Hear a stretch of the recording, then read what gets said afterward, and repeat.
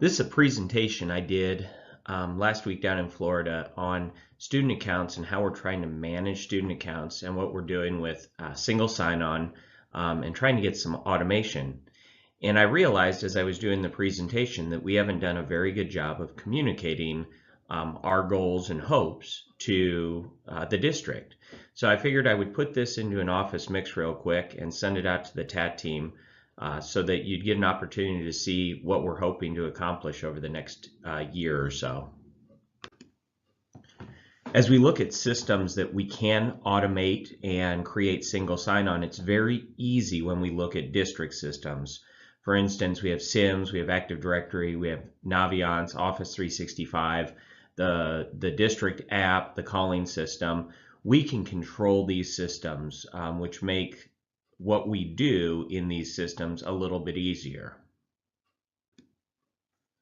As we move forward, we're always looking at three ways to gain efficiencies, and that's to consolidate systems, optimize systems, or standardize systems.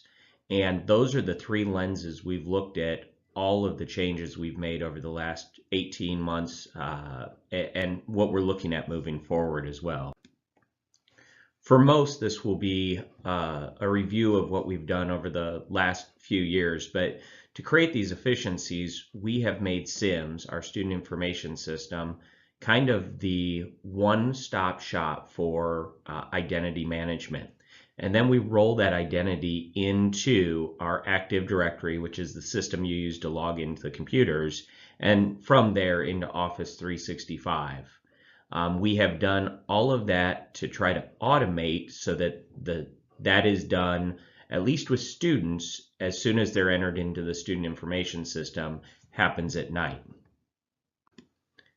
So to visually depict this, and if you remember this in the future, we're going to show a little bit more here, but it all starts with the student information system. From there, the accounts are added into Active Directory through an extract that we do nightly, and a default password is created. That information is then synced into Office 365 or Azure, which is the technical term that Microsoft uses for their directory structure in the cloud. One of the original problems we ran into with this, though, was the idea that people could change their passwords in multiple places.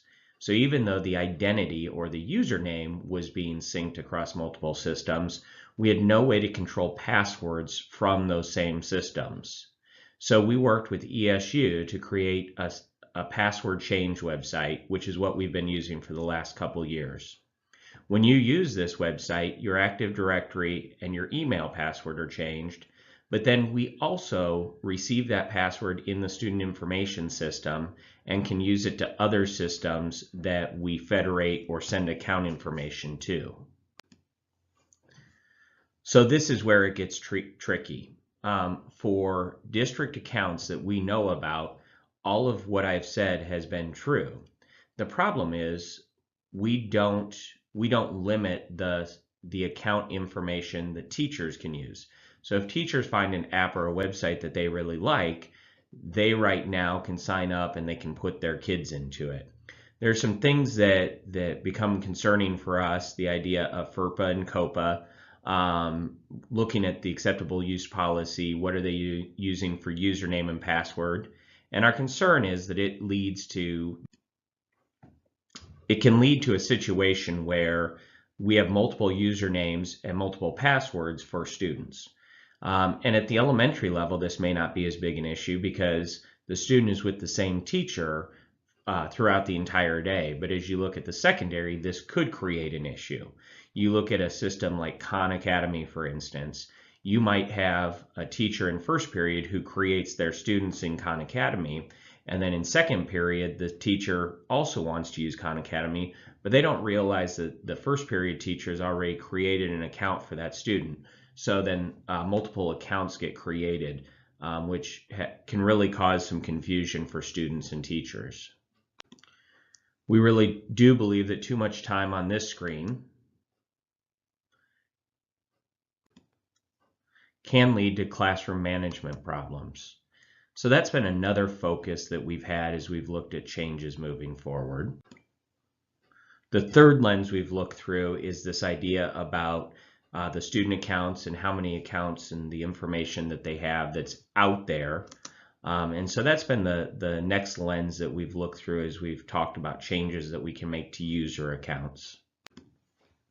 And then the final lens we've looked through has been an IT staffing or an IT staff lens, and looking at how many systems we're currently sending information to and the amount of requests that have increased over the last few years. This idea that 15 years ago we were being asked to send accounts to 1, 2, 3 systems, and now we're into the 40s. And how can we simplify that process for everyone? When you put this all together, it really can lead to this. It leads to frustration by everyone involved, from the students to the teachers to the principals to the IT staff. You can have frustration with just accounts in general and logging into systems and how that logging in works. So to alleviate this, we've started to make steps, and these are steps you've probably already seen. We've created generic accounts to log into the computer, so that instead of logging out, students can log in as a generic account. We've done that at every building. Some buildings still choose to have their students log into the computers, but the option is there if you want to allow students to just use a generic account that is continuously logged in. We began creating an application portal in Office 365, and we pushed the Office 365 app or login screen via an incognito to everybody's desktop so that students can find it very easy where they need to get to. So one of the new things you might have heard is this idea of the portal. We've been using the portal, and you may not have realized it, for the last 12 months or so. It was a purchase we did in December of 2015 to add on to our Office 365 suite and give us the ability to push more than just Office 365 applications into the app launcher, into the portal. So we have that ability today, and we're starting to place more of those things in for teachers as they're requested. We've got a partnership with Clever as well, which allows for some of the same type of thing. So going back to our integration and what that looks like, again, we start with the student information system. The student information system rolls into Active Directory for the account information. That information is shared with Office 365 or Azure. And then this is where it gets real cool. Beginning this year, we've been able to overlay applications or websites right on top of this tripod that we've built. We've done this in situations, for instance, a teacher wanted to use Khan Academy. We were able to drop Khan Academy right into one of these apps. And instead of her creating accounts for her students, when her students went in, their accounts were auto-created and they were tied to their Office 365 username and password. They didn't have to create a new username and password. They didn't have to do any of that. It was all done for them. It took the IT department 5 to 10 minutes to set up, and the next day the teacher came in and the app was there. They clicked on it and the students were auto-logged in from that point. When you get into the portal, this is the top half of this is what everybody sees. The bottom half are areas where we're working on building apps. And this is actually an older picture. We've built more out.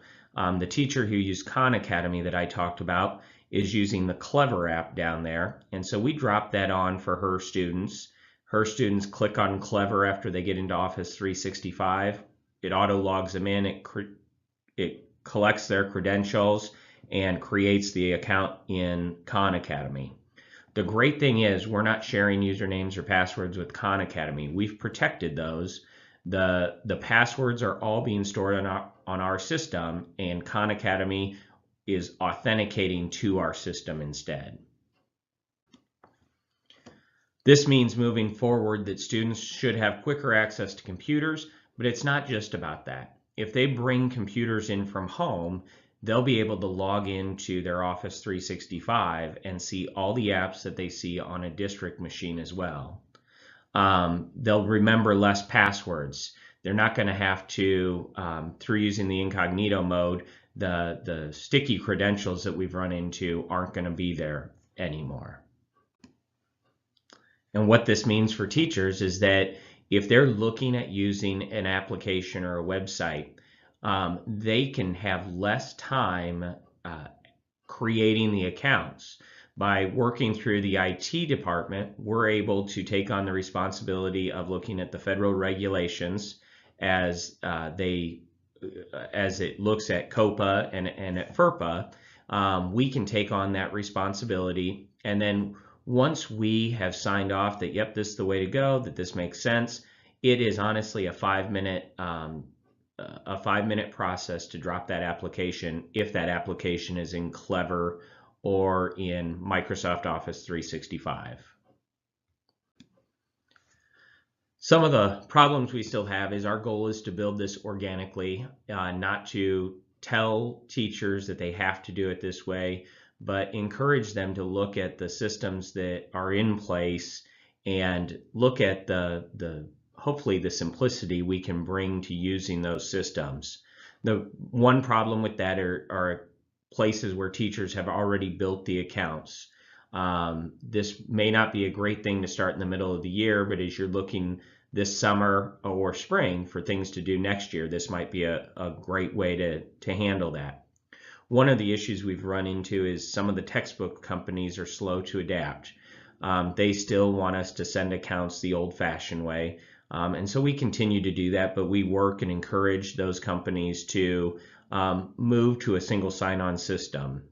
It is easy to build the app if it's in Microsoft or Clever, and personal software that's on the machine is still not going to work. It's not great for that, but it's great for websites or apps that require login credentials.